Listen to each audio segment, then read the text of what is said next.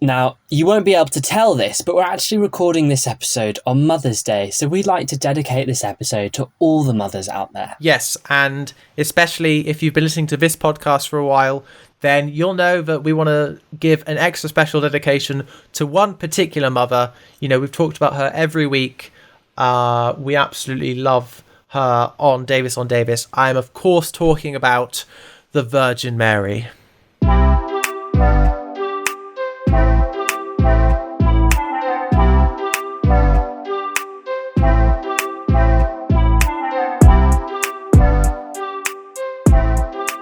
Hello and welcome back to Davis on Davis, the podcast all about the work of Russell T Davies. We are at the end of our first kind of series of a podcast, that being Queer as Folk. You know, when I upload these podcasts, you can like select the kind of season and episode number. After this, it's going to go from 1-8 to 1-9 because we're doing a bonus for Queer as Folk where we listen to your hot takes and respond to them and all that stuff. But after that, it will be season 2, which is mad. So Zach, how are you doing today? How do you feel? Are you okay with that? Or It's kind of scary because what if the channel doesn't commission us for that second season? The channel. Oh, wait, no, we're doing this ourselves. We just commission ourselves for a second season, don't we? It's going to be bigger. It's going to be better. There's going to be guests lined up, although I don't want to say it's going to be better because we haven't finished this one yet. It feels like please keep listening to us now. Don't write this one off and jump straight to Bob and Rose. We've still got a lot of great stuff to talk about. All I'm going to say is I want to renegotiate my contract moving on to the second season. That's all I'm going to say. Okay. And this will be a conversation we'll continue off air, Louis. We'll continue this conversation off air. Yeah. What have you been up to since we last met to record? Ooh, quite a bit of stuff. And suddenly it's like the Mr. Burns door effect. When I try to remember one thing I actually did, suddenly I can't remember anything. I did more science communication events in London. I applied for jobs because I need a job. I mean, I actually have picked up some freelance work, which is good. So I shall be staying afloat. Louis, I think you need to renegotiate your contract for this podcast for the second season because clearly the channel aren't paying you enough. What about you, Zach? What have you done? Well, I've done quite a bit as well, actually. And it's funny because I've done a lot more between this and the last time our listeners will have listened to a podcast. And I don't know if that's because on this afternoon where we record all our podcasts in one go, it's been a very busy 2 minutes since we recorded the last episode, or it's been a very busy 6 months. So I don't know if my quality of microphone is good enough to be able to pick up, but you may hear a cat meowing ever so slightly in the back of the room because I adopted a new kitten, which is currently living with me in my room, quarantined from the rest of the house and the rest of our cats. So basically I'm recording with the manic kitten on the loose. So I do apologise if you hear, I'm about to say if you hear screams. You will not be hearing screams. You'll be hearing light meowing. What other exciting things have I been up to? I did this really exciting thing, and I couldn't wait to talk about it on the podcast, but it was actually such a while ago now that I'm slightly less excited about it. But I've signed an NDA and everything, but I visited the set of a working BBC drama, and I got to watch a bit of filming. So I feel like I now understand exactly how TV is made. And now when I watch Queer as Folk, I'm thinking about that kind of experience. So you can say I went out and did some proper research for the podcast. Wow, that is very professional. However, the cat is very unprofessional, so they balance out. Yeah, exactly. So you just got normal me. Well, normal Zach, do you want to jump into this episode? It is episode 10 of Queer as Folk, season 2, Queer as Folk 2, part 2, more like. It is the finale. It is the final finale, not the original finale. This is where it ends. Say hello to Stuart, Vince, and Nathan, because this is the last time you'll be saying hello to them. In fact, it's the time we say goodbye to them. Yeah. But no, we say hello at the beginning of an episode. They're not gone quite yet. We've got 45 minutes remaining. And we start with the only way that we're going to start a Queer as Folk episode, with a cut sequence to figure out where our three characters are doing, juxtaposed together, all in parallel. And they're all shagging, about to shag, variations upon a theme, the theme that has been gay sex throughout the show.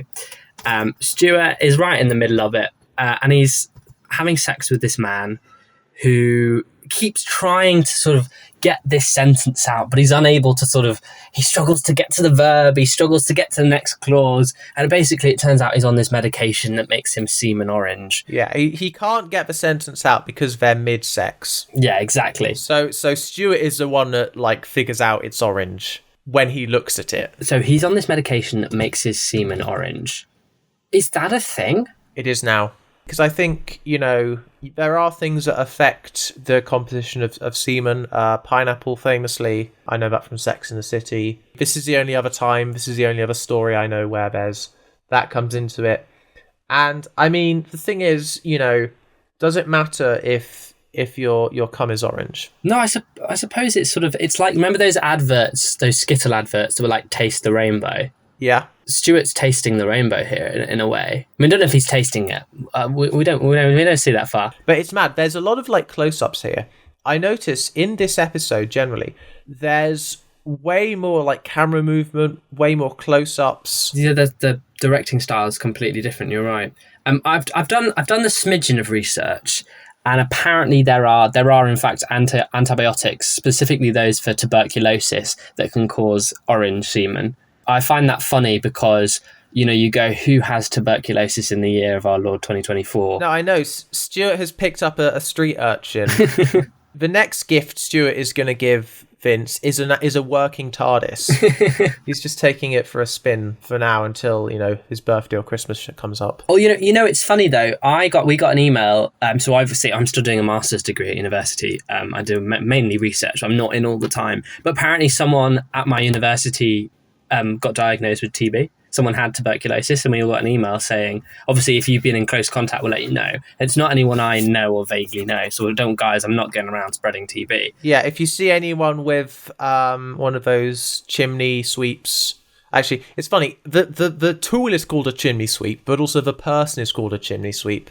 So if you see someone holding a small Victorian boy who sweeps chimneys, just maybe stay away from them. Stuart obviously didn't learn that lesson. Vince, on the other hand, he is not right in the middle of having sex. He's gone to a guy's apartment. The Vince that we're used to hasn't been lucky in love. So I was sort of going, not in love. I mean, sex, really.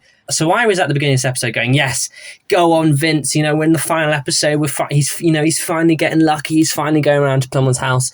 And this guy says, oh, let me just brush my teeth. I've had garlic bread. And I was going, respect. Finally, Vince has brought home someone half decent. It's not the Doctor Who man who's more interested in Genesis of the Daleks. It's a man who cares about his personal hygiene.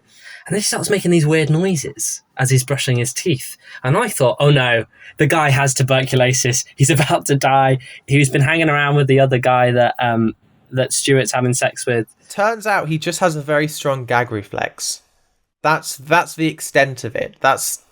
And obviously the implication is that he's gonna give sloppy, if you know what I mean. I mean, you don't have to have oral sex, but Vince sees that and he's like, it's phone call excuse time. Someone's in the hospital now. I was really disappointed though, because his excuse is, look at the time, I've got to go. It's like, no, you just arrived. You don't look at the time. Okay, you look at your missed text messages. You look at your missed calls. That's what you look at this point. It's 1999. I don't know how much texting is going on. It might not be 1999. We'll get to that. Oh, I apologise. No, don't apologise. It should be 1999, but there's a moment later. We'll get to. Don't worry about it now. I'm just teasing, but it has not been a year since exactly in the universe since the first series, so it should still be 1999. But anyway, I'm a little bit disappointed in Vince, which is probably the first time I've said that this season. In the fact that the gag reflex thing is the thing that makes him leave. I'm actually quite disappointed that he can't see the other virtues in a sexual partner. This is standard Vince, I think he's just work shy. And by work, I do mean sex. Well, anyway, then we got on to Nathan's story, and this is the most scandalous. Oh. This one will rock your socks. He's making out with a guy in a car, and it's at night, and they're moving into each other, and then he accidentally honks the car horn for like 0.4 seconds. Oh, what were you expecting? Something else? That's Anyway, we smash cut to him recounting this story in the bar with Stuart and Vince, and he's saying that everyone was coming out and screaming at us, and it was 2 a.m. and it was mad and it was insane. And I think that's interesting because, like, we get to see quintessential Stuart, which is like he is having sex, and hey, if a guy has orange spunk, he's so attractive that the guy only remembered to bring that up right as he was orgasming, you know. And then Vince, you know, the slightest ick. It's like Seinfeld with women, where like it'll be this incredibly attractive woman, and then like she does like one thing slightly differently to how you would expect, and he's like, we've got to break up. You know, that's picky guys here, and that's quintessential Vince. And then quintessential Nathan is the smallest thing happens and he turns into the biggest story. He's also young and naive, you know, so he hasn't got a concept of what's a good story, supposedly. They call him young, and so he like asks them a bit about it, and then because he's asking Stuart for advice, you know, Vince jumps in. Well, that means that you're old.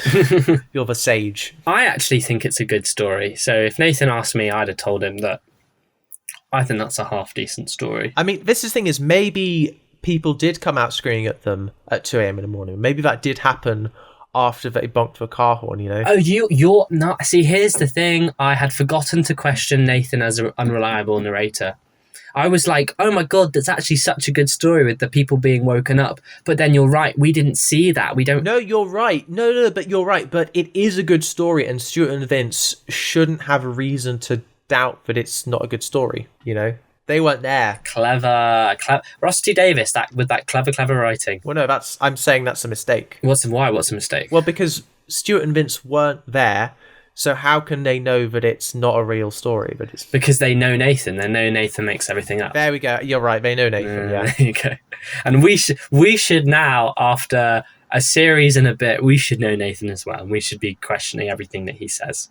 And indeed, I think thematically, the scene is set not only by these weird close-ups that made me, at this point in the episode, go, why is the directing so different in this episode?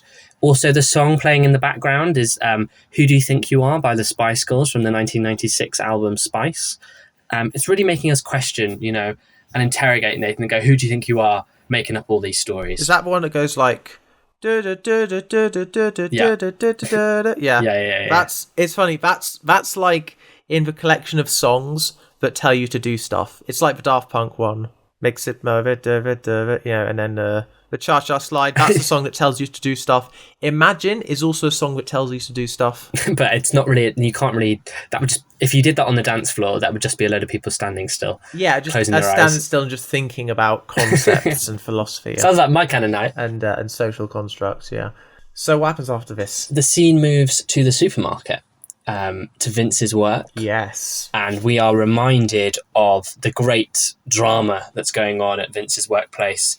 Namely, that Vince is still fighting for this promotion with this other guy, Graham. Graham, who you will remember, is married because he's got a kid, he's about to get a mortgage. So there's sort of this natural inclination that he's more deserving for some reason of a promotion. It also turns out now we find out that he's bought shares in the company. He's bought 300 quid's worth of shares, I believe, which I have to remember is actually a lot more money 20 years ago than it was today. Yeah, it was like 600 or... I feel like 20 years is double. I feel like that's like the rule of thumb. But it doesn't mean that 10 years is half because of how exponential curves work. But I think 20 years is double. Which is sort of, A, I think that feels like cheating. And B, he's banking that. This is a big gamble on this promotion. He really wants this. I also think he made a little homophobic dig at Vince at this point because he says, may the better man win. But he sort of lingers on the word man as if to question Vince's masculinity. Oh, yeah. No, yeah. No, this motherfucker hates Vince. This guy is like the homophobic dog meme incarnate, you know. Pack it in, pronoun people, like... But because this was 20 years ago, they just had to, like, say, are you a man? I want a follow-up series 20 years later. What's Graham up to? Is he on Twitter raging about people with blue hair? Well, that's what he would do. That's what he would be doing 15 years on. 20 years on, he'd be raging about how women aren't allowed to be attractive anymore because of woke. You know? And he won't be on Twitter. He will be on X. Well, that's 25 years is X. And we're still at the supermarket when we find Bernie and Hazel, and we're going, What are they doing in the car park? Well, we get the amazing line that just immediately answers that question, which is, we need this promotion more than he does. If you spent more money on rent and less on rent boys, Hazel says to Bernard. They need that passive income, which is having a successful business son, you know? And so they're like, right, we need to sabotage Graham. We need to do some stuff. And this is quite important. Graham is Catholic, but like he's not just like normal Catholic, because as we all know, there's no such thing as a normal Catholic. He's got a Virgin Mary in his car, and that allows them to like pick it out from all the other cars in the car park. It's like, yeah, this is definitely the one because it's the only one with a Virgin Mary in it. I love that like little bit of world building. Like, we're never going to know what Graham's story is, but all we know is that he's Virgin Mary's number one fan. But it all makes sense. You know, the dig's the reason why he hates Vince. You know, it all ties together. True. I see it. In 20 years' time, his Twitter bio will be something like, you know, I'm just a Christian mom. I love my 2 kids and Jesus. I don't know why he's a mum and why he's American. No, it would be more like proud Christian. Yeah. Because if you're male, you're proud, you know. Or he'd be a tradcath. Because it's interesting, because like you think like the trad stuff that you see on Twitter, this is just random bit. Basically, you've got like the trad wives and things, and what I like is that the trad caths have to like specify that I'm a traditionalist, but like as a Catholic, I'm not one of those mega church Protestants. I'm slightly different. I'm a trad cath. Come on. So he'd be a trad cath, and so what they do, it's quite an elaborate plan. It has lots of stages. It's clever. It's like I feel like, because this is like late 90s, you know, in people's minds were movies like Hackers and that one with Sandra Bullock, I think it's called like The Net or something. The idea of like being, you know, someone who kind of hacks things and gets through things. And the thing is, back then, hacking, there was an analog element to it. Like, do you know phone hacking? Well, conceptually? No. Oh, no. Sorry. Not like the phone hacking scandal. Like, I think like phone jacking, maybe. So it's where you phone a number of some company and you play a certain tone, and the phone picks it up as like an automatic dial. So, you know, like when you get the beep, beep, beep, beep, beep, beep, beep, beep, that's like automatic dialing. If you can recreate the automatic dial, then you get through to like a certain thing, and then you can basically hack a company through their phone lines. This is a bit after that, because what they do is they set off his car alarm, and then when he comes to switch it off, they try and catch the phone, the sort of the, you know, the car, what do you call the radio car lock thing? I have no idea. Because I feel like you just call that a key, but obviously it's not like a physical key, it's like a clicky key. It's the fob that goes boop, boop. Yeah. So when he's clicking that, they try and catch it in a stopwatch. A Casio watch, actually. It's a Casio watch. But like Burns is trying to like click it to get it to happen, and he doesn't do it. But luckily, he clicks it, looks in his car, checks nothing is gone, is like, okay, cool, shuts the car, and then clicks it to lock it, and Hazel is able to like grab the watch and catch the signal when he locks the car. Yeah. and because of that, they now have the car unlock signal on the watch. And so they use it to plant some magazines. Some straight porn magazines, we should say. Yes. Because we can't just say that they're porn magazines. We've got to specify, because yes, no, exactly, yeah. Porn comes up so much, even in this episode, and we've got to be specific. But still, the plan still isn't over, because there's still another step, is that Hazel has to go inside the store. She finds the hiring manager and says, you've got to come out. There's been a problem. And the hiring manager's going, oh, I'm the hiring manager. You'd be better to speak to the general manager. And Hazel goes, no. I need you to come look at this now. Yeah, yes. She takes her out to the car, and essentially she and Bernie pretend to be a married couple. And they have faked a scenario where they pretend that a bunch of trolleys has come in front of them in the car, nearly killed them. It could have killed a child. They're sort of strewn about. It's so funny that Hazel knows who everyone is in Vince's workplace. She's like, hiring manager, I need you to come with me for just because you're the first staff member I saw. You know, that's definitely the reason why. And so they draw them out to the trolleys in the car, and say, oh, this is really bad. And then Hazel's like, but, I don't want to like press charges or anything. I don't want to, but just, sort it out. And like, she's trying to be kind of good cop now to sort of, And she's leaning, but the whole point is she's leaning on Graham's car so that the hiring manager can see these planted magazines. Exactly. And she sort of sees them. She like does a gulp and goes back in. And the plan's still not over because now Bernie and Hazel have to unlock Graham's car and grab the magazines back because they only borrowed them. I didn't catch that bit. That's so funny. I thought it's such an elaborate plan. It means that you don't leave any evidence, like, because she's not going to mention it to Graham, the hiring manager, why, she didn't hire him because she saw the magazines. But yeah, sport. He gets suspicious, as we'll see, but like for now, it's like it's elaborate, and it's so funny because Vince's co-workers were like, we could try and put a word in, or we could try and meddle a bit. And he was like, no. I just want to win it fair and square. I just want to get this promotion fair and square.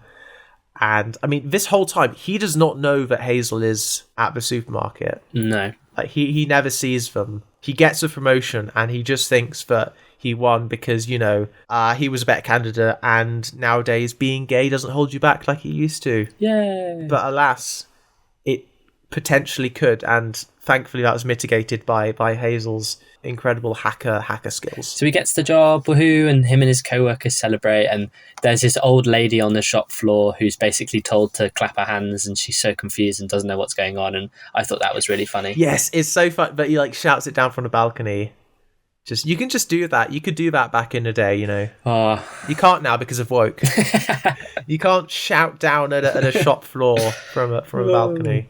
Speaking of woke, it's because there are no 2-story supermarkets anymore because of woke. Yeah, there are. There's an Aston. No, I know, I know there are. There are none where I live, so therefore. Oh, okay. Because I'm the centre of the universe, it's because of woke. No, but that's because you're. I don't know where I'm going with. I was about to accuse you of being woke for presuming that my local Asda can't be 2-story just because your local Asda isn't 2-story. No. It's woke to ask people, what about your local Asda? That's very woke. Okay. Considering that other people live in different places is woke. So in that sense, I am woke for asking you now. The anti-woke bit was just a joke. I didn't keep up the bit, I'm sorry. Outrageous. Anyway, back at the bar, Stuart is feeling a bit bored, isn't he, Zac? He is, and so you know what? He's a bit disappointed with life. He's a bit, what should we do now? And so he has an idea. And I think it's an idea that I imagine a lot of people watching the show will have been wondering for a while. We have 3 main characters. They're all gay. And, we live in a world where it's possible to have a sex encounter involving more than 2 people. QED, quora est quora, whatever therefore is in Latin. Well, QED stands for quad erat. Yeah, QED is I have proven this. So therefore Stuart proposes a threesome QED. There we go. But he I think he presents it as, let's give you a celebration, Vince, for your new job, I think. Yes. But in reality, I think you're right, he is just bored. But I mean, what is the only thing Stuart can offer? Sex. Apart from K9, it's sex, yeah. And he turns it to Nathan and asks him if he's ever had a threesome. And it turns out Nathan was asked by a couple in London, but they were both ugly. Which, what a line. But Vince basically says that he'd rather have a wank, which is quite an insult, I think. In terms of, it was quite a definite, I do not want to have sex with you. He's earned it, But normally when you've earned it, you've also earned something better than a wank, but, whatever. And so we get this sort of thematic philosophizing, which will sort of define the latter half of the episode, where Stuart essentially says that Vince would rather have a wife than have sex with Nathan and himself. And he later then also in this episode, I'm skipping ahead a bit, but on the same he says that basically Vince is a straight man that likes to have sex with men. So these feelings are bubbling underway. And then Nathan kind of says, as part of this conversation to Stuart, because it's the whole thing about Nathan has far less experience than the others, but that means that he's got more experiences to come. And it turns out that all of Stuart's sexual encounters are in his past, not his future. Yeah, that is mad. But I should remind us that Stuart is 29. He's still not 30. You think in episode 2, his 30th birthday is foreshadowed, but it doesn't come. No.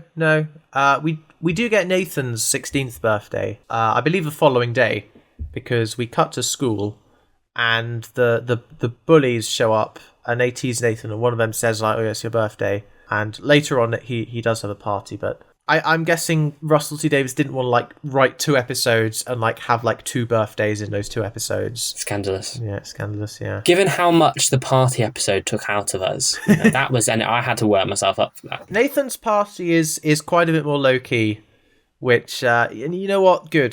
That's very helpful to us.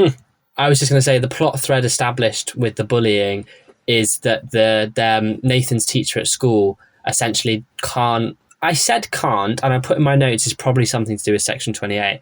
I think it's more to do with he won't step in and do anything about the bullying. Yeah. Oh no, it's absolutely won't. Like, you can tell them to, like, stop saying that because it's obscene language, because it's bullying behavior. Like, you can do all of this stuff. I feel like you can definitely, like, tell someone to knock it off because it's disruptive, you know, because it's all these things, and not mention homophobia. You can absolutely do that. It's not what happens. And, like, you know, they call him puff, they call him a queer, they even call him a faggot. No, he doesn't hear that. Even though those are all swear words, you know, those are all watershed 9 p.m. Ofcom words. We'll see later that it's absolutely him sort of choosing not to do anything because he doesn't mind a bit of LGBTQ, which stands for Let's Go Bully the Queers, you know. What? You didn't make that up, surely? No, of course I didn't. That's a meme. Okay, I clearly don't know my memes. So we then skip to that night when it is actually Nathan's birthday party and he's having it in a bar. So he's having to pretend that it's his 18th, not his 16th. And the scene opens with him chatting with his mum about the fact that he's not seen his dad's not phoned, but his dad might put some money in Nathan's account. But I personally highly doubt that. I love that in this show, you can just pretend to be 2 years older than you actually are. No, but think that was completely fine. And then they started, you know, cracking down on it more and, like, you know, have ID and stuff and, you know, confiscating fake IDs. I used to work in a bar. I wasn't working in the bar section. There was an office next to the bar. But in the office of the bar, there was a box of, like, fake IDs. And you could tell because, like, they didn't have any of the holograms on them. Yeah. So, like, that's how you knew they were fake IDs. And I just thought that was so funny. I mean, it also helps when you're played by an actor that's 20. Yeah. We see other people getting ready for the party. We go to Hazel's house where we see people, they're about to do prees. And I know I said in a previous episode that people didn't do prees in the 90s because you could just afford to drink in a bar. Turns out I was wrong. You can still pre. Well, I mean, people could pre. It's just they didn't feel the need to call it anything. No, you know, exactly. It was just a little drink. It wasn't like 2/3 of your alcohol intake for tonight is now. 2/3? I only have 1 drink in the club. That's all I can afford. And that drink is water. That's a joke. I don't go clubbing. That's also a joke because I went clubbing the day before yesterday. Anyway, enough about my life. No one seems to want to be going to Nathan's party. So I think the reason Hazel's trying to get everyone to pre is to try and get them into the spirit. She's pulled out an amaretto that she's found in her wardrobe, I believe. Yeah, people aren't really in the mood.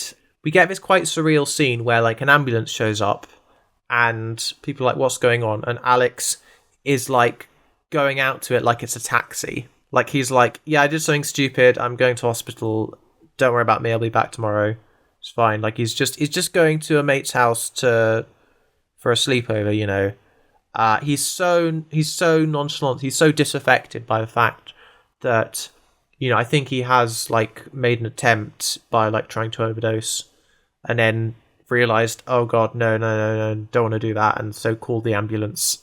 Eventually Hazel comes with him to the hospital, but, you know, that takes some convincing. And, like, the paramedic is like, sort of, is anyone coming? We've got to go now. And it's because they're so confused as to what's going on because, like, it's so out of nowhere. And so Stuart's response is to say, that fucking cunt.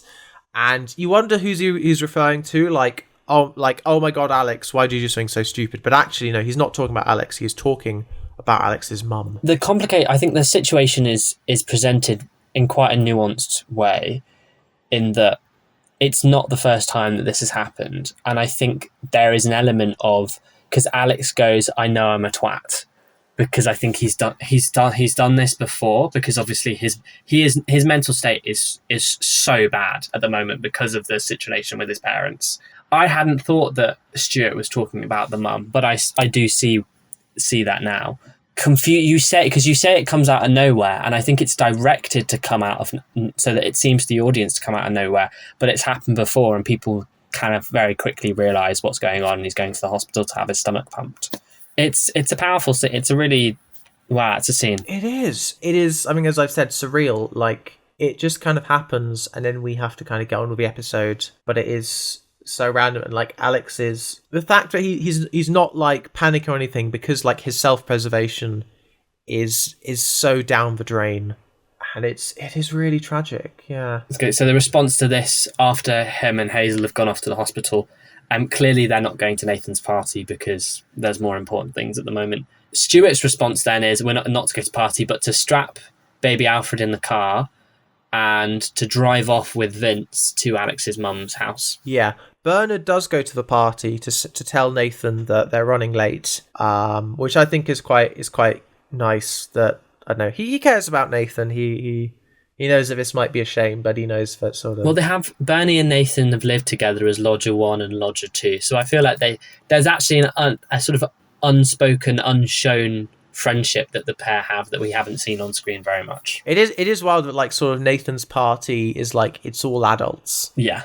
like Stuart's secretary shows up before Stuart, and like he asks her, "Hey, do you know if Stuart's arriving?" And she's like, "He's probably not, to be honest." But like, she's still come. She's still like, "Oh, sorry, babe, we can't watch this movie tonight because I do have to go to a 16-year-old's birthday party."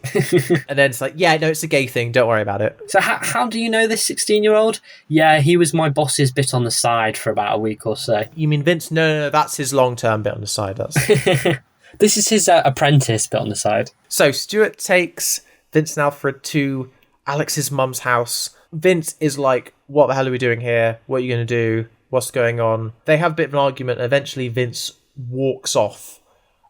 So he calls him a coward because like he's being all cryptic, like, "I want to send a message," and he's like, I'm not dealing with this message, to be honest. I haven't got time to send a message. I've just gotten a promotion. I can't be going down this route." He says, "You're on your own." Vince makes the argument that he's got responsibilities. He can't be doing stupid things like this. Stuart gets the idea that Stuart just does all these things for show without a think for their consequences.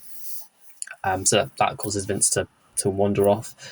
And then we see what Stuart actually gets up to, and he punctures the petrol, so the petrol leaks out onto the road of Alex's mum's car. Yes, Alex's mum's car. So, you know, you can tell what's going to happen. You know, you don't see a bit of loose petrol without knowing what's going to happen. So she comes out. I think she ends up seeing what he's doing or something, or sees that he's there. He rings the door, rings the bell, or knocks on the door. Yeah, and when she comes out, she's like, "I would appreciate it if you left my property." And he's like, "You have made Alex miserable. That is unforgivable." Which, I mean, it is, you know. It is unforgivable.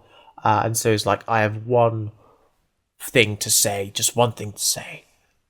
Bang. And then the car explodes as he says bang, which, how did he time that? He didn't have a lighter in his hand or anything. No. Like, you know. It's surreal. It's TV. Don't think about it. And then he does a little jig. He does a little dance. I did think there was maybe a bit of unfortunate irony in having, you know, the Irish character do this. Not because he's Irish. It's consistent with his character. That's the thing. It's just that the actor, when they were casting Series 1, the best actor for the job happened to be Irish, but that's not anything to do with it. I reckon what happened is they got commissioned. Russell T Davies got commissioned to do a second Curious Folk by Channel 4, and they basically said, if you do these 2 episodes right, we'll give you a load of money, and you need to do you need to do lots of location shooting, and you need to do one big stunt, one big pyrotechnic stunt. It's like we had the car through the window. We need something to up that. How can we take that to the next level? And it's a great stunt, and you can tell even Stuart is surprised by how big an explosion it is, because he sort of like stumbles forward when it happens. It's brilliant.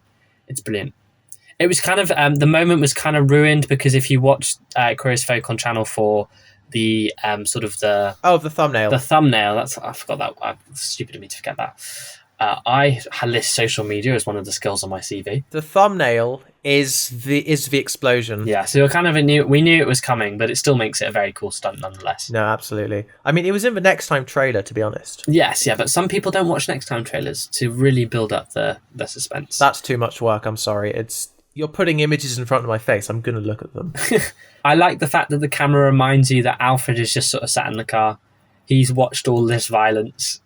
I wonder what I do want a sequel to see how Alfred turns out. If Alfred is like properly fucked up because of the way he's been raised. Probably not, because I imagine he's been raised by Romey. Oh yeah. Romey's basically exclusively, especially after the end of this episode. Taught him values of kindness and sticking up for people in need. Genuinely, I want a TV show about sort of someone who was raised by sort of two lesbian parents, because that's within my family. There's that, and I think so. We're at kind of the point now where like you get adults raised by lesbians more and more, because like even in the 90s there were like so many like legal hoops to jump through, and the fact that like my cousin was born in 1995 and 9 years later is I never realized it growing up, but actually that's like a pretty amazing sort of feat of determination. Yeah, let's get that show, Russell. Or maybe even a lesbian writer might be good. So where did Vince wander off to? He could have wandered off to anywhere, but he ends up at Nathan's party. He pretends not to care about Nathan. He pretends that Nathan ruins his life, but Nathan gave him purpose, Vince is there. He lies about the fact that Stuart's already there, which I was a bit confused about, but I think he's just he doesn't want to engage with Nathan right now. He just wants to fob him off. And then Hazel comes and hugs him and tells him to put his party face on. I didn't question it at the time, but that does mean that Hazel's finished at the hospital pretty quickly then. Yeah, I mean, I imagine it's been some time. Like, Vince would have walked there or maybe found a bus or a taxi. I suppose. And also the party is much more lively. Like, we saw it at the very, very start. Yeah, but I was going to say the state of the NHS today, right? Hazel would be there all night. But it's not today, is it? No, exactly. That's what I'm saying. The problem is that once things have only gotten better, they can then get worse again. Yeah. That's the issue, isn't it? Well, I mean, I don't want to go off on a tangent, but I did watch a wonderful video essay the other day about the concept of utopia and this idea of once you've reached a utopia, the only thing it can do is fall apart. But then there are some philosophical theories that no utopia is ever truly a utopia, and there's always room for things to get better. Yeah, I mean, it literally means no place. That's always the first line of a video about utopia, is utopia comes from the Greek for no place, because actually it's impossible to achieve. Yeah. No, it doesn't actually. Does it? Utopia means good place. Oh, okay. And dystopia means bad place. Trying to think of a joke about the TV show Utopia. Can't think of one. Stuart then turns up at the party, and Nathan doesn't fawn all over him when he sees him. He just says, "Did you get me a present?" And Stuart's not interested. He says no. And so Nathan goes, "Well, you can get me a mobile phone then." Stuart goes and finds Vince, who is sat smoking. And I know that this episode, I just keep talking about how the time difference is, but to see Vince sat inside a bar, sat at a table having a cigarette, feels so alien to me now. The fact that smoking indoors in public venues has been illegal for so long now just feels so odd. But it's so moody. It's so moody of Vince. So Vince says to Stuart that like he's on his own after the explosion, and you get the amazing line here where Stuart is like, "She deserved it." And Vince is like, "I know, but just tell her to fuck off. Just, use your words." That's normally not what that phrase means, but, it's better than blowing up a car. I mean, this is where he calls him straight, Vince. And, like, you can tell that, like, sort of, it's all about ad hominem. Like, he's not responding to Vince's arguments. Yeah. He's like, I want to insult Vince. I want to give Vince shit. I need to do that right now. And so he keeps giving Vince shit. Yeah, it raises maybe I'm over philosophizing this conversation, but when Stuart says that line that you're just a straight man who fucks men, I thought it raised really interesting questions about what it means to be gay. The concept of being a gay man is so much more than just being attracted to men and wanting to have sex with men, that it is for some reason this concept of needing to be outlandish, needing to break the rules, needing to break the norm, break out of society's mold for you, and not just want to sit back and have an easy life. Well, that's the thesis that it seems that Stuart is putting forward as to what it is to be gay. Now, whether or not he's right there, I think, is another question whatsoever. Yeah, and then we get this scene where it's all in slow motion, and it's so like moody because like Stuart is walking off out of the pub, Vince is just kind of sitting there, and Nathan is dancing, and it's all in slow motion. And I was like, this would be amazing to put like some filters over and make like a vaporwave edit of, like Lost Canal Street nostalgia kind of. So anyway, we're back in class now the next day. Nathan swaggers in because he's just had a great party. You know, there's a bit of drama, but I like to think that him dancing then, that's just how it kept going the whole time. He just kept dancing and it was lots of fun. He walks into class and the teacher is like, Maloney, what time do you call this? And he's like, it is 1 minute past 9, which I do love. He's feeling some emotions. He's had it brewing in, because like yesterday, you know, that was like a really awkward, annoying time. Seeing the discrimination. Clearly, he's just been thinking about the whole time because now he's got some zingers. He's got some zingers planned. When the teacher's going through register, and it's funny, he does like surnames, and like I'm wondering because like sure it's done alphabetical order via the surname, and you hear him count down the alphabet. You know what I mean? It's like it's all in alphabet. I find that quite satisfying. The names are alphabetical until it gets to Maloney. Because when I had register, you know, it was always the first name, right? Yeah, I mean, what about you, Zach? Mostly, I mean, I did have one or two teachers that referred to us exclusively by our last names. I had one teacher whose catchphrase was "Stop making insert last name here noise." So he'd say to me, if I was talking in class, which I want to say I was never talking in class, I wasn't paying attention. He'd say, "Stop making Copeland Green noise." If I was playing this podcast, he'd say, "Stop making Davis noise." Wow. That is quite funny. I think for me, like, everyone was registered by their first name, but I think there was someone who, because they had like a double barrel surname, the teacher would pick the second word in the like surname first name order, which was like the second part of their double barrel surname. So because it was first namey enough, you know what I mean? Yeah. The amount of time, the way that my name comes up on my NHS prescriptions means sometimes I've gone to the pharmacist and they've like filed my prescription under my middle name, not my first name, not either of the names in my last name, but my middle name, because of the way that my like last name goes on a different line. Wow, it's tough, you know. Do you have a longer version of your first name that's like official? Yeah, my name is actually Zachary, but don't call me Zachary. I would never. I want no fan mail addressing me as Zachary. It won't get read out. Well, now I'm going to keep this in the edit so that people do that, obviously. It's funny, my sister has a very short name, and people sort of think it must be something longer, but it's actually not. It's because it's a French pronunciation of a name. And when you say it in English, it sounds like the short version of another name. Sorry, the register. Anyway, so the teacher says Maloney, and he responds, queer, because everyone's saying here, queer. And he's like, oh, what did you just say? And it's like, oh, okay, so Section 20 isn't stopping you from registering homophobic language. It's well, actually, because this isn't homophobic language, this is reclaimed language. Very different. That's against Section 28. Slurs are not against Section 28. Reclaiming them absolutely is. You cannot call yourself queer, but you can call someone else queer. And so he says queer, and then he's challenged on his behaviour, and he's like, oh, really? You heard it? Or when he's like, what did you say, queer? I can't believe you heard it. And then he's like, I don't like your attitude. So I don't like yours. I could, get you in more trouble, escalate it. And he's like, I would love to do that because I'd love to explain this to the teacher. I'd love for you to meet my mum. I would love to make a scene out of this. And so he backs down.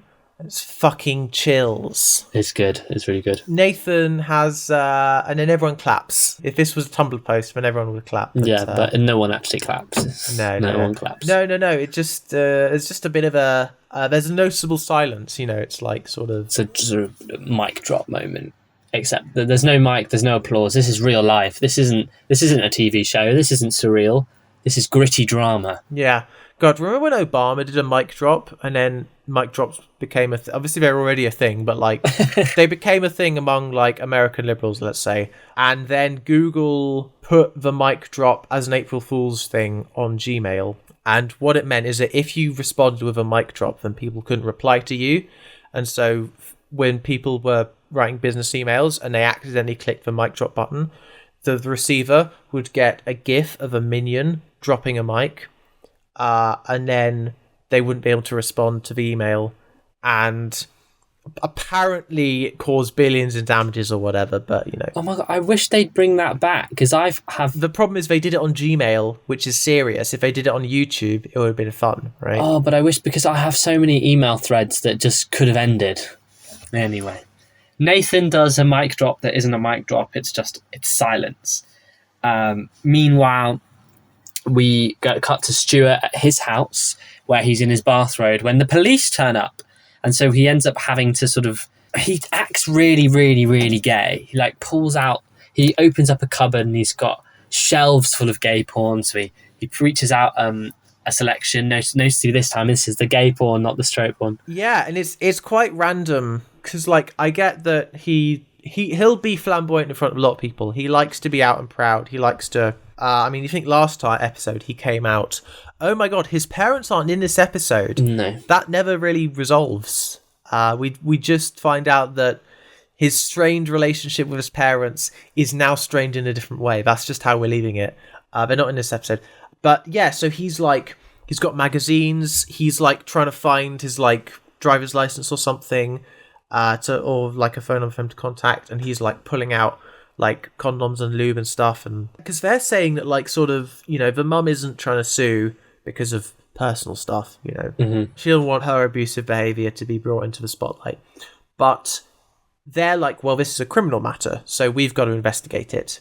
And Stuart is like, hey, listen, I can't believe that car exploded. My baby was in there. Okay, I should be suing her, but I'm not going to. And it doesn't really go anywhere. They sort of say some stuff about how it might be a criminal matter, but it seems like they're not really that bothered and they're probably going to drop it. And then he says, oh yeah, I'm thinking of moving to London, and we'd like smash cut to Stuart in a cafe with Romey telling her that he's trying to move to London, and that's the end of it, you know. Yeah, and the implication is in the cafe with Romey as that moves forward is that he's no longer thinking about it. Has made his mind up. It's happening. Yes. And because Romey sounds confused that Vince doesn't know, because it clearly Stuart has sort of said, oh yeah, I've already made my mind up, this is happening. Yeah, and he's he says, you know, in Manchester, I'm a big fish in a small pond, which is a theme that's sort of carried over from the last episode.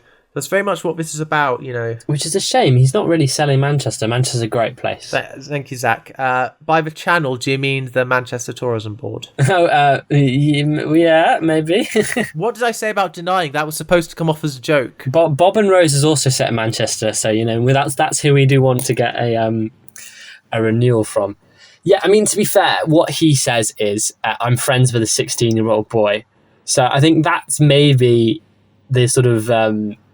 really what's making him think that Manchester is the small pond and he's this big fish. Yeah, 15-year-old, that's okay because it's a bit edgy, but 16-year-old, it's like, what are you doing? Nah, yeah, exactly. And thank goodness that at least one of the characters realises the reality of the situation, that it is all a bit odd. And I think that's all we see from Romey this episode. She mentions that she does stuff in London now and is sort of going there however often, does something in Brixton. And so Alfred might be sort of seeing Stuart when she comes down to London. They'll make it work. You know, they want to raise a baby together. It's very cute. That is also all the final thing we hear from Romey. So we don't really know what's going to happen there, because we just cut straight to the club.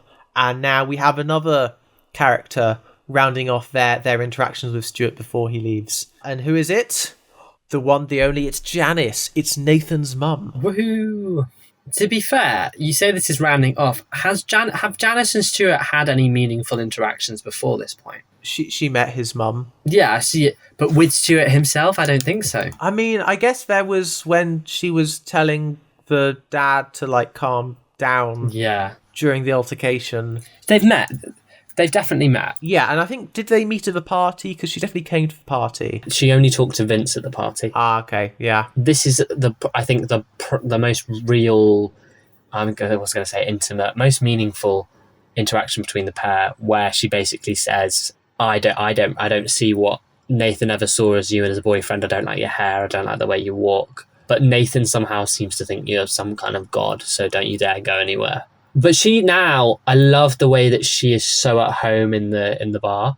Like, she's just as Hazel has, she's become such a part of this world. Absolutely. And so at home and comfortable, which is lovely because then, I mean, it was clear from the start she was so happy with her son, no matter what his identity turned out to be. And she's managed to embrace it and make the most out of it. So I love Janice. Yeah. And actually, Nathan is also in this bar, but because he's in the bathroom, Janice doesn't see him. They should probably, notice each other, but if there are all these like ships in the night moments I've noticed where like sort of like Hazel at the supermarket, it's like, no, she's not just gonna say hi to Vince. It's just so Stuart goes into the bathroom and Nathan is there, and it's like, oh god, nice, we're in the bathroom. And so naturally he gives him his birthday present, which is not a mobile phone. It's a quickie in the cubicle. Stuart comes too quickly also, which is a surprise. He's normally, he normally lasts longer, but Nathan has changed the power dynamic. He has Stuart in his hand, and so and like Nathan's like, oh no, it's all right. Like, it's funny, they both like pretend to be disappointed, but once he leaves the cubicle and Stuart stays in the cubicle, like Nathan is like, yeah, I made Stuart come quickly, that's good. And Stuart is like, yeah, I came. What I find fascinating is there's such a moment of emotional intimacy that then immediately disappears the second that Nathan leaves the cubicle, to make me think that there was an element of faking it to it. Not obviously, it's not a faked orgasm. It's a faked disappointment. Yeah. But like, actually, they're secretly both kind of overjoyed. They're meant for each other. Because I think Stuart kind of didn't want to be in there for too long because he's not all that interested in Nathan, really. Yeah, and then the gang decide that they need to go to Dante's, which is another club. They're all a bit like, yeah, we're tired of this bar. Let's go club. We need to go club. Let's go club. Let's go. Come on, guys. We need to go club. Which is a vibe, like sort of being like, come on, guys. We can't keep preeing forever. We need to actually go to the club. That is a bit of a vibe if you've ever been a student in the 21st century. Yeah. But as they're leaving, Stuart gives Hazel 10 quid. And he's like, oh yeah, this one time we were going out, I nicked a tenner from your purse. And she's like, when was the last time you were short of a tenner? Which I think is quite cute because, yeah, it means that like sort of he did this a very long time ago. But he's sort of, I think because he's going to move to London, because he's leaving Manchester, he is settling all his debts. Yeah. And so this is his debt to Hazel. Oh, I know. Probably should have chucked in an extra $5 for inflation, but still. Which is why, I mean, I won't get ahead of ourselves, but then she clocks that he's leaving from that, I think. That's the first seed of going, okay, something's up. Yeah. But before we get too ahead of that, let's go on to the club, because you've been dying to get to the club. You're sick of all this praying. Yes. So when they're in the club, they recognize the people dancing. They're like, oh, that guy. I know that guy. I know what his deal is. I know what happened when we hooked up. Oh, that guy. I know what his deal is. I know what happened when we hooked up. Alex is the first one sort of recognizing all the people. But then after he's wandered off, Stuart and Vince are recognizing people. Nathan cops off with a guy that they recognize. I think they do recognize him. I think it's the idea that there's only one person that they've not had. So Stuart goes, oh, I'll go and get with him. And then he ends up getting with Nathan, which makes Stuart feel ancient. Yes. At this moment, Stuart tells Vince that he's like, oh, Nathan's little best friend. You remember her? Guys? Guys, do you remember her? Guys? In the end, he didn't need her. He didn't need her to do this. What a clever boy. Which is such an odd line. And he's obviously saying it to like warm up Vince for kind of the reveal that he's like, I'm going to be gone and you don't need me, or I don't need you, whichever way around you want to look at it, you know. I really like that exchange because it's thematically relevant to the episode, but it's also a way of writing a production issue into the heart of the story. Because obviously, as discussed, the actor for Donna. Oh my! How could I forget? I don't know. I was like, wait, am I saying Donna? Is you're not talking about like? No, I am talking about Donna. Nathan's mum or something. No, the fact that the actor for Donna couldn't be in Queer as Folk 2 because of scheduling conflicts. That production issue is written into the heart of the story. I think is really clever writing. Yes, she's not allowed to see Nathan because he's a bad influence, and then they do a little callback, which is nice. And it's at this point that Stuart finally tells Vince he's going to London for good. And I think you wonder, like, is Vince going to realise that this is legit or that it's a joke? And that carries forward to the following day. But to Stuart, yeah, he's told Vince, it's fine, I've told him now, you know. Yeah. So the following morning, Hazel actually calls none other than Stuart's secretary. Why is she calling her? I think what's happened is we see her, the camera... The framing of the scene where we see this happen is the camera's at the one end of Hazel's table. You got Bernie and Alex framing the shot at the table, talking about some inane... They're talking about Good Morning Britain and how they preferred it the way it used to be and they don't like the current host, some sort of inane... Things never change. RTD TV conversation. Yeah, she's just there. Like, Hazel's just staring. She's staring. She's just thinking with the phone next to her. And I think she's thinking about that tenor. And so she phones up the secretary in order to see what's going on with Stuart, I reckon. And it's the fact that Stuart's secretary says, Stuart's office, how can I help? And then Hazel goes, oh, it's me, Hazel. And then Stuart's secretary goes, oh, it's classic you, Hazel, how you doing? Oh, I should stop calling it Stuart's office now because it won't be his office anymore. Yes, she's going to be secretary for some other incredibly powerful gay man, you know. I hope so, because she has the experience, she has the transferable skills. But also, in a kind of way, I do hope she gets someone that treats her a bit better, you know. I hope maybe she can become her own boss and she gets her own assistant. Yeah. So then Hazel is like, oh my god, panic stations, action stations, we gotta go. We can't let this happen to Vince. She's like panic mode, and then she's like, okay, calling Vince, can't get hold of Vince. And you know she's in panic mode because she does something quite stupid. She calls the supermarket, and who picks up? Graham. Oh, Graham picks up, and he figures out who it is. He figures out this is Mrs. Tyler. And the thing is, during the shopping trolley incident, she called herself Mrs. Peel to avoid suspicion. And so he's like, there was some meddling going around here because he figures that this is Hazel from that day and she's using a fake name or something. What's going on? He wants to know what happened that day because they took the magazines, so like he knows that he wasn't like sabotaged, which is pretty clever. But he knows he had seen her at the supermarket on the day, and I think he believes that there's no way that Vince could have got the job on his own. So believes there must be some sort of foul play that his mother was involved in. Yes. Which, is that a microaggression, you know? Yeah, I think so. No, yeah. Those gays, they're very sneaky. They're always up to some tricks to... There's no way that a gay gets into a position of power without his mother pulling the strings. Yeah, that's the thing, is it's not the gays you should be worried about, it's the gays' mums. Yeah, exactly. Happy Mother's Day. Happy Mother's Day. That's when we're recording this. Oh my god, yes. So whilst Hazel is sneaking into the supermarket, we find out that Alex has phoned Nathan, so Alex has been left at home. No, we skipped over something. Hazel and Bernard run into the car and drive off, and Alex goes, "Fly, my pretties, fly." Because, you know, friend of Dorothy and all that. Yeah. And then, like, says to a neighbour, sorry, it's compulsory. Because Alex lives for the drama. He knows that when something is going down, you need to do your part in making sure it goes down in exactly the right way. He knows that Nathan cannot be missing this moment. So he calls Nathan and is like, Nathan, emergency. Nathan's mum grabs Nathan as he's walking out the door and is like, it's a phone for you, emergency. And he's like, there's a palaver going down and you're not there. Can you even call yourself gay, you know? And so like Nathan is like, okay, we gotta run. It's beautiful. It's like Stuart wants to slip out quietly, and the spirit of Manchester is saying no. What the hell do you think you're doing? Exactly. And so Alex, wait, no, we've already said that. Anyway, they're at the supermarket. Hazel gets into like the meeting where Vince is, which is wild. Vince is leading this meeting, so sort of I think all the staff are in this room. He's speaking at the meeting. It's funny. The thing he's talking about is he's saying that basically under Vince, supervisors become frontline managers, and he's like, so if you're like the fish supervisor, you're the fish frontline manager. If you're like the veg super, I can't remember what words are. I've replaced them with like food stuff.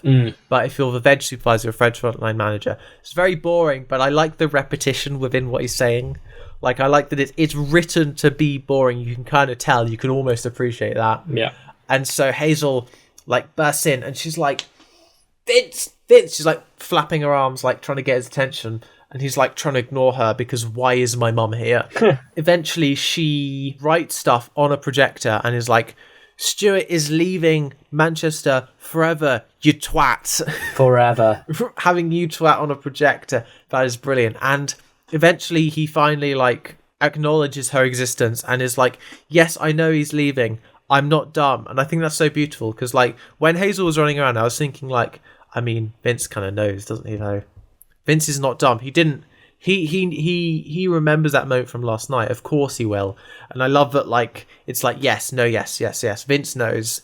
It's in his character to just kind of try and accept it for like the 8 hours until Stuart has left and then there's nothing he can do about it. But it's in Hazel's character to say, absolutely not. We are going to chase after him. But he's in a meeting, isn't he? But people have noticed by now that you twat is on the wall. Yes, I should mention it's quite a big meeting. There's people there. It's less of a meeting, more of like a seminar. So Hazel is very noticeable at this point. And it's at this point that Graham gets up and basically says, look, it's Mrs. Peel. Oh, wait, no, it's Mrs. Tyler. She claims she's Mrs. Tyler Peel. We're from Cheshire. Iconic. She accuses Hazel of some sort of foul play. And I think this is what causes Vince to be like, no, I think the line's overstepped here. You know what? Fuck it. I'm going to tell him to fuck off. Yes. So he tells Graham to fuck off and then says, oh no, that's not enough. That's not enough. He needs to have his own bang moment, you know? He needs to blow up a car in Minecraft. So what he does is he invites Marcy to the front and says, Marcy, tell us about New Year 1999. This thing, he says 99, which messes with the timeline of the show, because that means that Series 1 must have also been set in 2000. That's what I was alluding to earlier. What if, though, right, okay, what if Vince is just being a weirdo, and when he says New Year 1999... No, it was Christmas 99. Oh, Christmas 99. No. If it was New Year's 99, that would be fine. No, it was Christmas 99. Either that, or like the short period of time the show is set in is like over the millennium. Yeah. Just happens to be. Maybe. That's the other possibility. Maybe. I was thinking about this the other day about a different programme.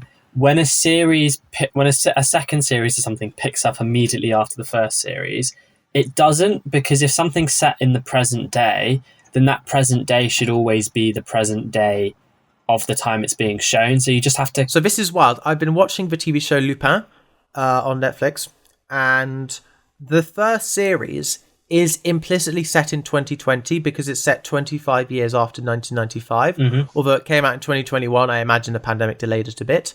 But then series 2 is... and you could fudge it and say, well, actually, this is like early 2021, you know, and that's basically 25 years after 95. Mm-hmm. The second series is very explicitly set in 2021, despite coming out last year. So, like, they care about the timeline. Whereas I think a lot of shows, they throw caution to the wind. And I think Russell T Davies probably doesn't really care. I think the only time he does particularly care, or does he, is in the show that should not be mentioned, when there's a 12-month time skip and basically all of his present day stories from then on are set a year in the future. But then, like, when writers come in and stuff, and then, like, you get all the stuff where, like, for example, the Waters of Mars lists, like, the Daleks, you know, thing as 2008 instead of 2009. And there's all these dating issues. And also, like, the recent specials are set in 2023, 15 years after Donna left, which should have been 2009, so it should be 14 years, and it's, but also that would make Rose a bit too young, I think, for the casting, and so it's like. But apparently there was a time rift that opened up in Camden that no one knew about. Oh yes, of course. That's what Russell T Davies said in Doctor Who magazine. But anyway, this is not a Doctor Who podcast. They should have set Rose in 2004. Would have saved a lot of headaches. Okay, now it's not a Doctor Who podcast. So Vince invites Marcy to the front of the meeting to basically expose. I don't think I actually said why Christmas 1999 is important. It's because at the Christmas party, Graham slept with Marcy. And it turns out that Graham's fiance also works at the supermarket. So she gets angry. She goes and reads the riot acts. And the reason that she knows that Marcy isn't lying is because she exposes Graham for having a small dick. Yeah, I mean, I feel like that's kind of 50-50, you know, if you are lying. Yeah, I know, exactly. And also the guy has small dick energy. So funny. This is the opportunity where Vince is able to run off with his mum, and they get in the car. I think Rosalie is like, where are you going? And he's like, I'm going to catch Stuart. And it's like, he's like set off pandemonium, and he's like, look, I don't need to let this virtual car fire. I can run off while it's still burning. And it's like, we're like, okay, we've got the big dramatic chase, you know how it is. And so naturally they get stuck behind a parade, and they're like, well, this sucks. Do you know what I realised at this point? Because I got to see what Hazel and Bernie's license plate is. Did you see this? No, I didn't. The license plate is RTU I55L. And if you see that written down, so if you write that down, dear listener, RTU I55L, the R, the U, the two fives, and the L spell Russell. Nice. So that was a cute detail. That is cute, or maybe a bit egotistical, I don't know. Well, I highly doubt that Russell's the man saying I need to have my name in a license plate. No, yeah, it was a production team doing a little homage. There's more than one person. I think a lot of television fans forget that things that happen on a TV show are done by literally hundreds of people. No, absolutely. I was just wondering if it would be something rude. No. Like boobies. Or I should say 8080s. Or Pen 15. That would be more appropriate for Queer as Folk. Pen 15 land. Anyway, what do they get stuck behind? It's like a Girl Scout kazoo parade? Yes. Then Vince is like, who taught you to drive? And Hazel's like, well, Stuart did for my 40th birthday. And he's like, okay, and what did he teach you? And she's like, everything. And so they do another school run. it's a homage to the first episode. Yeah. They charge through and everyone has to just move to the side, but then they get pursued by a police car. And so now they're running from the cops. You know, eventually they go into a road where a big lorry is sort of like backing up or something, so they can't go any further. And so when they're being arrested, Hazel is like, let him go, I was driving, he was telling me to stop, and he's like, no, you're both being arrested. And so she's like, damn, that is a shame. I guess if I'm being arrested, I might as well make it worthwhile. It's like, what do you mean by that? She's like, assaulting a police officer, and she punches him right in the face, the police officer. And this means that now, because she's violent and resisting arrest, both officers there have to arrest her, and that allows Vince to run off. And she's like, if I'm going down, I'm going down for you, Vince. Not literally.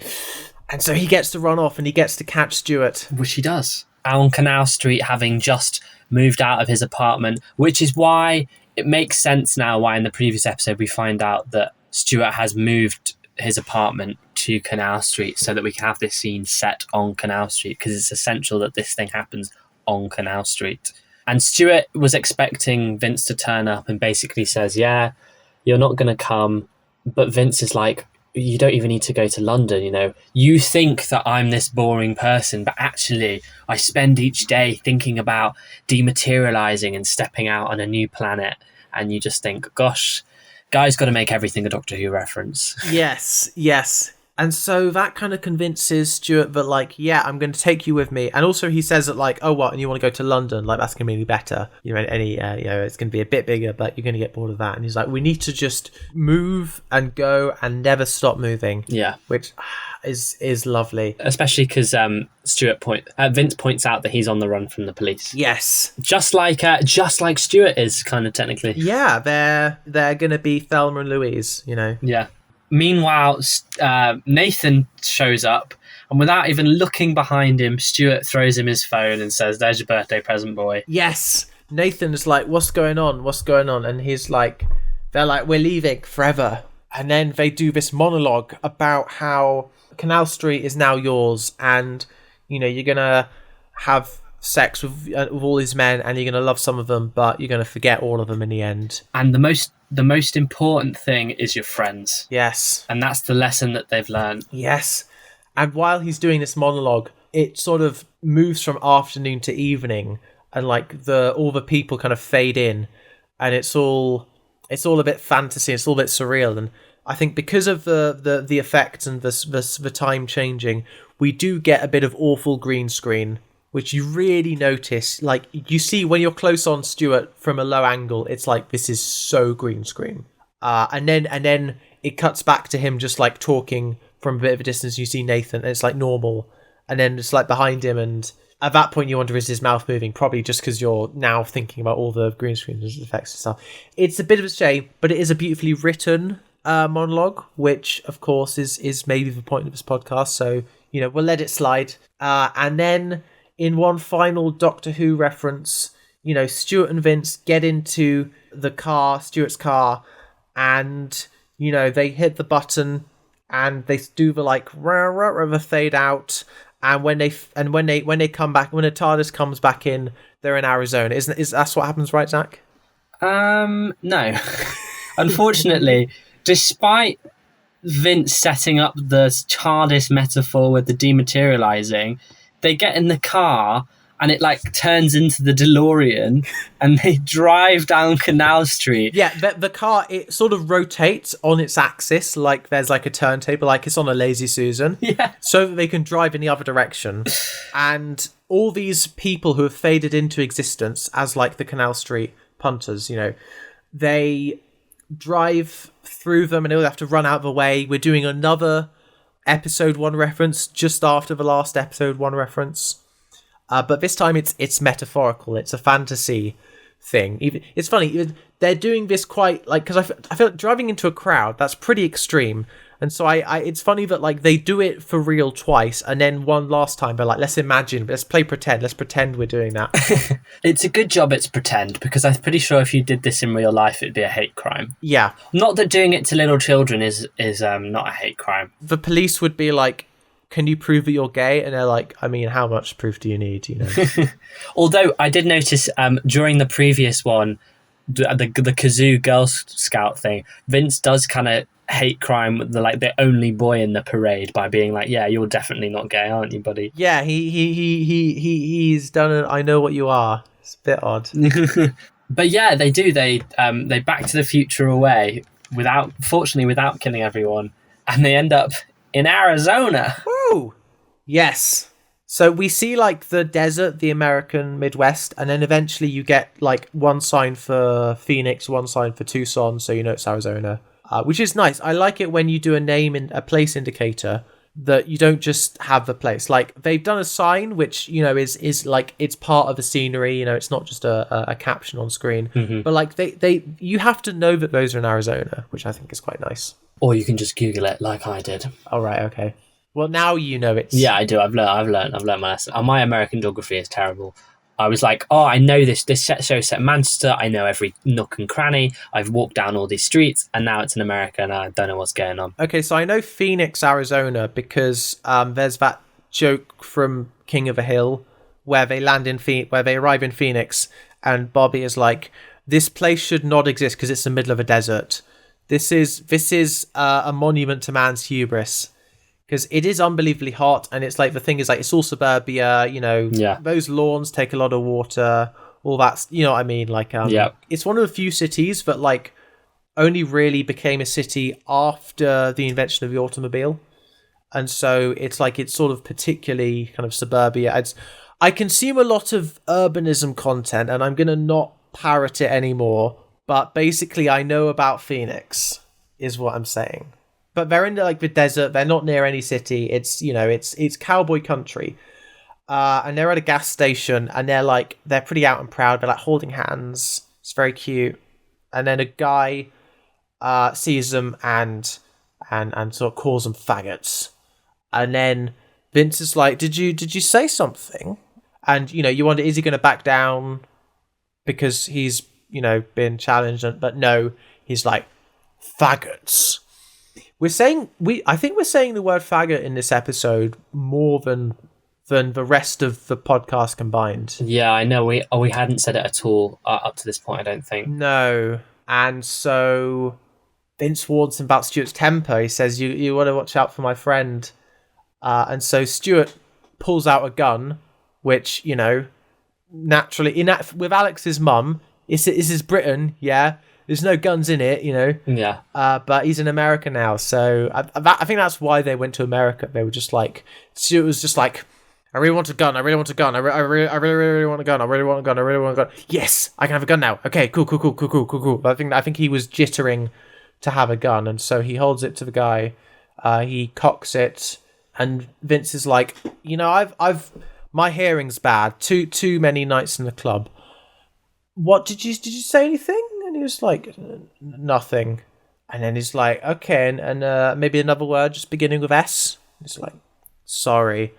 It's funny, in the credits of the TV show, this man is not listed as like American guy or something. Yeah. He's listed as Faggot Man, which sounds like yeah, it's like, that sounds like a superhero where like he's the gay one. A straight writer wanted to make it more inclusive but didn't do any research.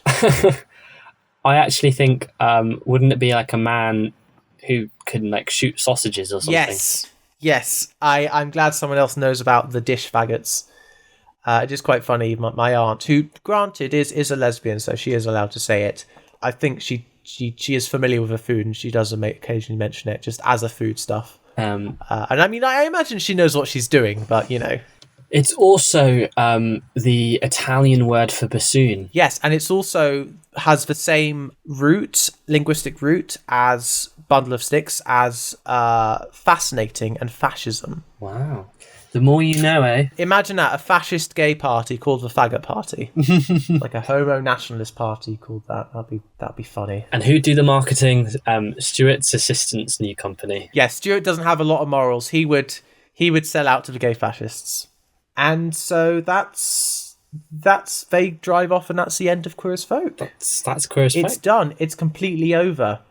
However, we get a like photo slideshow. It's like the ending of Legally Blonde, although that came out a couple of years later. Are you saying that Legally Blonde copied Queer as Folk? Yes. We found out through like photos that Alex became Alice Band, the drag queen. Bernard became a porn baron, and like so we see pictures of them, and like for Alex it's like he's a drag queen, very nice. For Bernard, he's like taking video of someone in like a hospital bed, and I'm like, this better be like acting, like a fetish, like this is like part of like the set dressing, and you're not going into an actual hospital. Yeah, no, I definitely think that's what it is. But it's just funny that like sort of to show someone like filming porn, and like that's like the first thing you think of is like a hospital scenario. I guess actually no, because I know the innuendo hospital was like a big thing in like 70s porn, so maybe it was more common then, and now it feels weirder. I also think in gay porn, there's a whole thing about like sexy doctors, because it's like the sexy nurses in straight porn because of gender roles and gender expectations. Yeah, exactly. We should get the sexy female doctor dominatrix. What?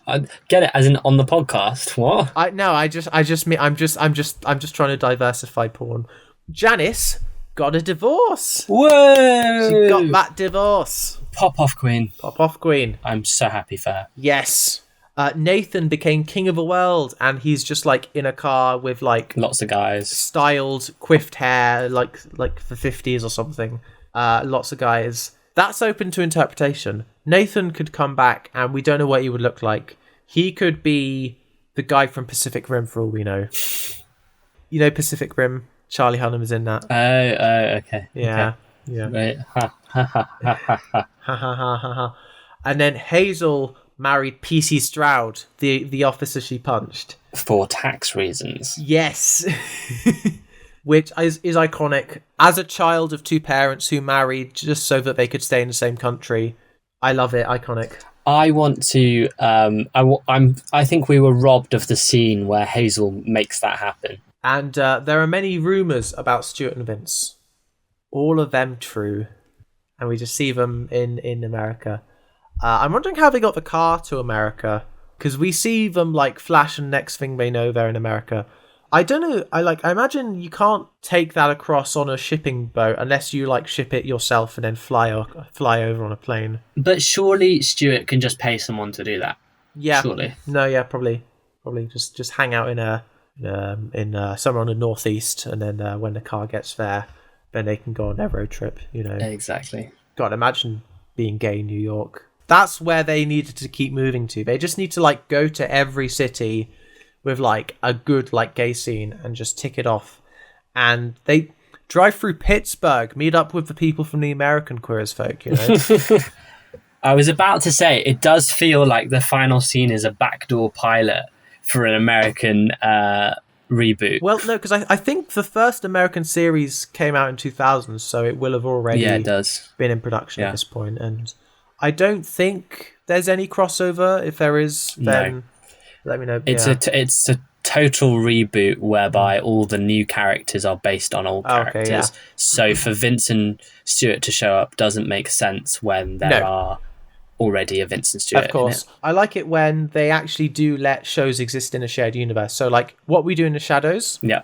The movie and the TV show exist in the same universe, and the characters interact, and the characters are kind of similar, but they're different enough that it works, I think, which is quite fun. It works more on character archetypes rather than. But then I suppose the two Queer as Folk shows do.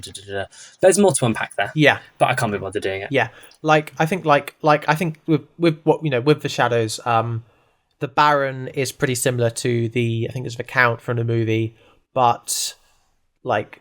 You get a sense that vampire society is very big, so like you can have a lot of aristocrats, exactly, right? You can have a lot of aristocrats, it's fine. And then there's like Wellington Paranormal and the other spin-off, which is quite good. But this is the end. This is FIN. Nothing more from this. This is completely over. No spin-offs. I think he tried to get a spin-off going, but didn't succeed. Misfits, yeah. Channel 4 commissioned it and then decommissioned it. Yes. Which is a pain in the backside if you're a writer and you've already written 3 scripts, which I believe was the circumstances here. Yeah, but I heard that one of them was adapted into an episode of Misfits. That's a joke. Imagine that, like an episode of Misfits that randomly becomes like instead of super, they all still have superpowers, but for one episode they're not using them because they have to do a bunch of like character drama, Yeah, and Donna just shows up. Yeah, and is like, "What are you guys doing?" What would Donna's power be? I think she's a shapeshifter. Yeah, because I think she's always got good outfits on in the show. She always looks really nice. No, that's good. Yeah. I do like the Misfits. It's just like everyone gets superpowers that kind of reflect their personality, but also kind of don't. And it's like you don't need more of a premise than that. You can just have fun with it, Yeah. And then you keep recasting characters, and I stopped watching at series 3 because I can't be bothered anymore. But that's a different podcast. Yes, the Louis finally completes Misfits spin-off podcast. See, I've never seen it. I just have a passing knowledge of it because of the guy who was also in the Umbrella Academy. So, Louis, that's Queer as Folk. That is Queer as Folk. Any closing remarks? Any final thoughts? I mean, I just think that, this is the show that put Russell T Davies on the map. And you can see why. Absolutely. I think we do a lot of banging on about how it was groundbreaking in its presentation of an LGBT community, albeit now just a small subset, really, of the white gay man. Yes. But also, I think it's groundbreaking in the sense that it's just so well written and doesn't conform to structural cliches. It's bold. Its characters just do things. Do you know what I mean? Yeah. like it doesn't feel predictable. It doesn't feel like it's falling into like tropes that we've seen 1,000 times before. I think the characters don't do things to advance plot. They do things because they want to in that moment. But it's still, there is still a story that's being serviced underneath all of that, which sort of, it's really enjoyable as a viewer. And there are still not many things that get written as well as this. Yeah, absolutely. In that case, thank you, Zac, for watching Queer as Folk with me. Thank you for having me watch it with you. Yes, and I will continue to have you when we return next week for our Queer as Folk bonus. So if you're listening to this, you can still get in contact with us. We have an email, davisondavispod. Also message us on Instagram, and we will respond to any messages you have about Queer as Folk, any hot takes, any theories, whatever. We want to hear from you. If you guys think that we've missed out any themes, any issues, any topics that we should have discussed, if we've got anything wrong that you think we need to apologise for, I say that because I listen to a popular podcast where literally it's two very professional. I won't at the podcast because I don't want to get into a podcast war, but one of the hosts every week has to apologise for saying something factually incorrect.